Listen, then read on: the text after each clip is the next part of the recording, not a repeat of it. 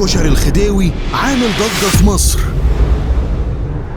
فقرر فخامته يشوف حكاية أعظم صنعة بيتكلم عنها كل الناس. قلت لكم أنا بنفسي. اتفضل مولانا الخديوي، دوق الكشري بتاعنا.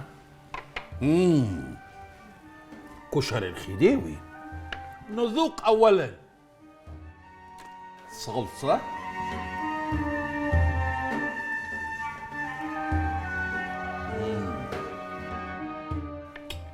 دقة،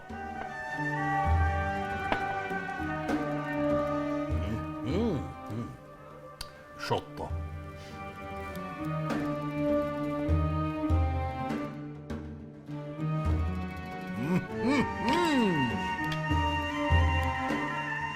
ايه رأي مولانا الخديوي في الكشري بتاعنا؟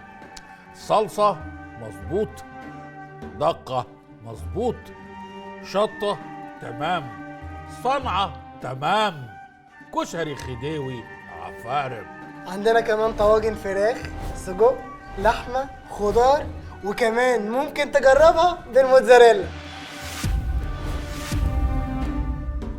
وبعد ما داق فخامته من كل الأصناف جه الوقت يقول رأيه. بصراحة حاجة تجنن العقل، كشري تمام، طواجن تمام، كده أنا اتأكدت إنكم أنتم الخديوي الأصلي. كشري الخديوي وجبة أبدعها فريق. كشري الخديوي اتصل على 19 581